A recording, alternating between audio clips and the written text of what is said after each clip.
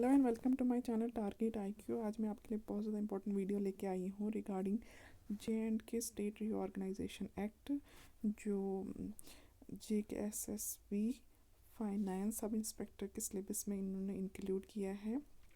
इसकी MCQs लाई हूँ, बहुत ज़्यादा इंपॉर्टेंट है और इनमें से ही कुछ एक या दो क्वेश्चन ज़रूर आएंगे। Let's started. How many parts are there in the J and K reorganisation act में कितने पार्ट थे? The correct answer is 14. How many sections are there in the JK Reorganization Act में कितने सेक्शन थे? हैं sorry 103. Next, when did the Reorganization Act came into force? Force में कब आया? 31st August. Sorry, October. The President of India gave his assent to the J&K Reorganization Act 2019 on. President ने इसको कब असेंट दिया था? 9 अगस्त को. The Constitution Order 2019 revokes the special status given to J&K under article. ये जो reorganisation जो ये कॉन्स्टिट्यूशन है ये ऑर्डर देता है 2019 में, जब स्पेशल स्टेटस जे.एंड.के को जो स्पेशल स्टेटस था उसको रिवोक कर दिया था। वो किस आर्टिकल में, कौन कौन से आर्टिकल रिवोक हुए थे? वो हुए थे 370 एंड 35A दोनों ही। After the J and K reorganisation act 2019 which of the following UT became the third UT in India having legislature? J and K reorganisation act 2019 के बाद इसमें से कौन सी यूटी है जो तीसरी यूटी बनी है इंडिया में जिसका लेजिस्लेचर है? The correct answer is J&K. Next, Article 370 that gives special status to the former J&K state in which part of the Indian Constitution? Article 370 जो स्पेशल स्टेटस देता है J&K स्टेट को देता था, उसका इंडियन कॉन्स्टिट्यूशन में कौन सा पार्ट था? The 21st part. After the J&K Reorganization Act, the provision of Article 239A of Indian Constitution are now applicable to J&K UT. Apart from J&K, these provisions are also applicable to. कहते हैं कि जो J&K Reorganization Act के बाद जो provisions है article 239A जो लगा हुआ है इंडियन कॉन्स्टिट्यूशन में, उसको J&K में एप्लीकेबल किया गया है। अब इसके J&K के अलावा ये एप्लीकेबल कहाँ पे है? ये एप्लीकेबल है पौंडीचेरी में। यस, पौंडीचेरी में भी ये एप्लीकेबल है। विच of the following article of Indian constitution gives the interpretation of article 370 की इंटरप्रिटेशन कौन से आर्टिकल में इंडियन कॉन्स्टिट्यूशन में बताया गया है? ये बताया गया 367 आर्टिकल में। Next, with the introduction of J&K Reorganization Act, state of Jammu and Kashmir was bifurcated into two UTs, namely J&K and Ladakh. Which article of Indian Constitution deal with the bifurcation of existing state? जब J&K में reorganisation act आ गया, state of Jammu and Kashmir को दो UTs में bifurcate किया गया, यानी J&K and Ladakh. Which article of Indian constitution, कौन सा आर्टिकल इंडियन कॉन्स्टिट्यूशन में डील करता है बाइफरकेशन के साथ? Article 3. Next, Jammu and Kashmir Reorganization Bill was passed by simple majority. Section 58 of J&K Reorganization Act state the UT of Ladakh will be administered by the President acting through a Lieutenant Governor to be appointed by him under Article.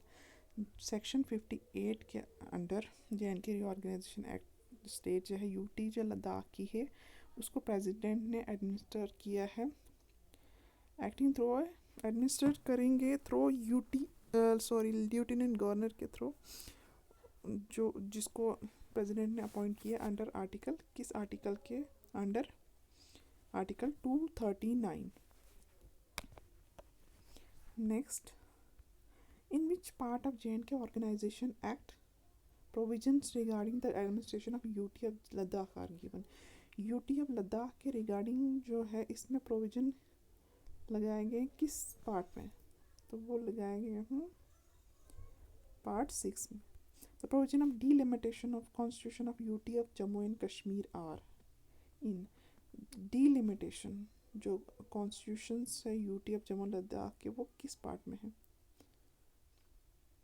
वो है part 5 में।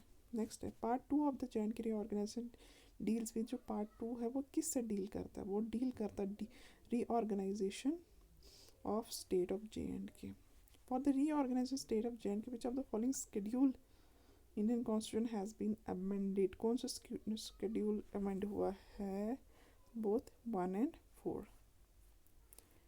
Next है Part 3 of J&K Reorganization Act, titled as Representation in the Legislature, is in which of the following range of section?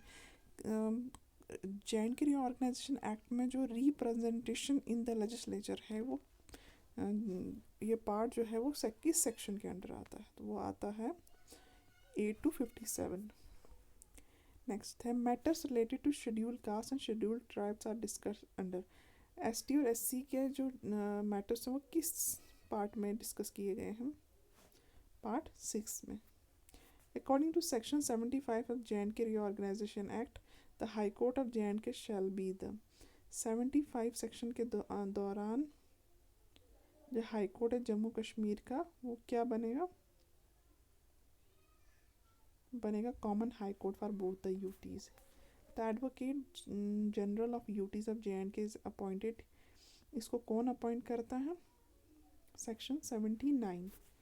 Section 84 in part 11 of the J reorganisation act deals with the. जो section 84 है in part 11 of the J reorganisation act, ये किसके साथ deal करता है? Apportion of assets and liabilities. Section 72 of the Act states the reports of CAG of India, Comptroller, Accountant General relating to the accounts of J&K UT shall be submitted to 72 section के मुताबिक जो reports है CAG of India की relating to the accounts of J की जो accounts हैं वो उसको कहाँ सबमिट करने हैं? वो करेंगे lieutenant governor of J UT. The newly setup delimitation commission for the UT of J has propose to increase how many seat for Kashmir division के लिए कितनी सीट्स जो है इंक्रीज की गई हैं? 1 यानी B option. Who was the ex officio chairman of delimitation commission के एक्स ऑफिस चेयरमैन कौन थे? Sushil Chandra. Under Section 57 of Reorganization Act, the State Legislative Council has been 57 section के ऑफ रीऑर्गेनाइजेशन एक्ट के मुताबिक जो स्टेट लेजिस्लेटिव काउंसिल था उसको क्या किया गया? अबॉलिश किया गया। Under section 41 the lieutenant governor of J UT in every financial year laid the annual financial statement before the. जो सेक्शन 41 में जो एलजी हैं जे यूटी के, in every financial year laid the, हर फाइनेंशियल ईयर में वो annual financial statement डालते हैं किसके सामने? Legislative assembly of J UT. When a bill is passed by the legislative assembly, जब पास करती है बिल किया था, shall be presented to the LG governor has the power to. LG जो है उसके पास कौन सी पावर होती है? Give his assent, with hold his, अपने एसेंट दे सकता है, विद होल्ड कर सकता एसेंट और रिजर्व कर सकता bill for reserve the bill for president. D I option. 28 the quorum to constitute a meeting of the legislative assembly is।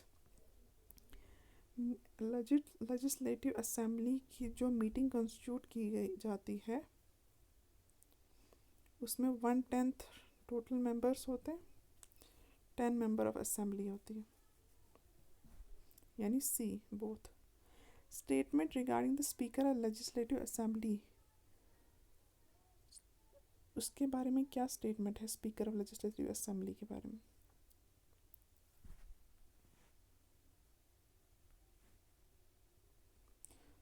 Sorry, इसका option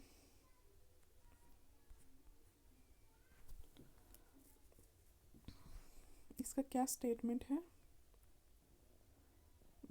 he or she shall not votes in the first instance। वो पहले instance में जो है vote नहीं कर सकता या कर सकती। सेकंड है ही शी एक्सरसाइज है कास्टिंग वोट एक्सरसाइज कर सकती है। तो ये दोनों स्टेटमेंट जो है वो करेक्ट है। Every member of legislative assembly shell make his her oath before the. तो लेजिस्लेटिव असेंबली के जो मेंबर्स हैं उनको किसके सामने ओथ देनी पड़ती है? लेफ्टिनेंट गवर्नर के सामने। तो L G has the power. L G के पास क्या पावर्स हैं? Pro prorogue the house, dissolve the legislative assembly, he can nominate 2 women to the legislative assembly। ये सारी पावर जो है एलजी के पास होती है। According to section 10 of the J&K Reorganization Act 2019, how many seats are allocated to the UT of J&K in the House of People? तो कितनी seats allocate की गई हैं यूटी ऑफ J&K को in the house of people? 5 seat. Person to become the member of legislative assembly shall be, क्या होना चाहिए? वो सिटीज़न ऑफ इंडिया होना चाहिए और मिनिमम 25 ईयर्स ओल्ड होना चाहिए। Section 53 states there shall be. 53 क्या कहता है? Council of minister, council should not be more than 10% of the total member of the legislative assembly. 10% से ज़्यादा जो है टोटल मेंबर लेजिस्लेटिव असेंबली के जो 10% से ज़्यादा काउंसिल में नहीं होने चाहिए। स्टेटमेंट क्या कहती है?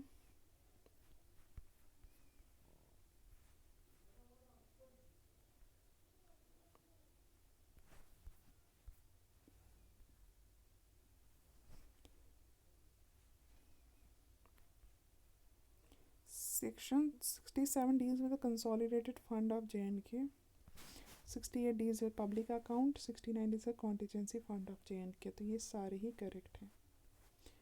Under Section 32 of the J&K State Reorganization Act, the Legislative Assembly has the power to make laws with respect to any matter in the state list except, उसको हर लॉज बनाने की पावर है, लेकिन एक्सेप्ट किसके अलावा? पुलिस और public order. इसके मतलब पुलिस और पब्लिक ऑर्डर के लॉज नहीं हैं, उनके पास पावर नहीं है कि इनके लॉज बना सके। The LG has the power to promulgate ordinances during the access of assembly under section।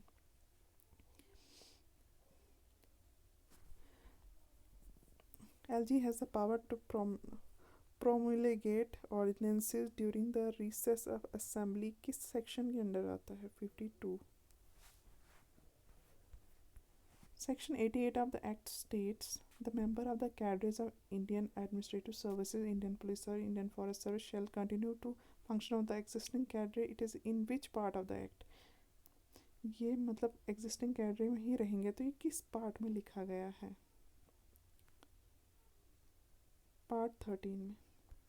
According to which section the Legislative Assembly may adopt any one or more languages in J&K UT or Hindi as the official language or language to be used for official purposes in the UT।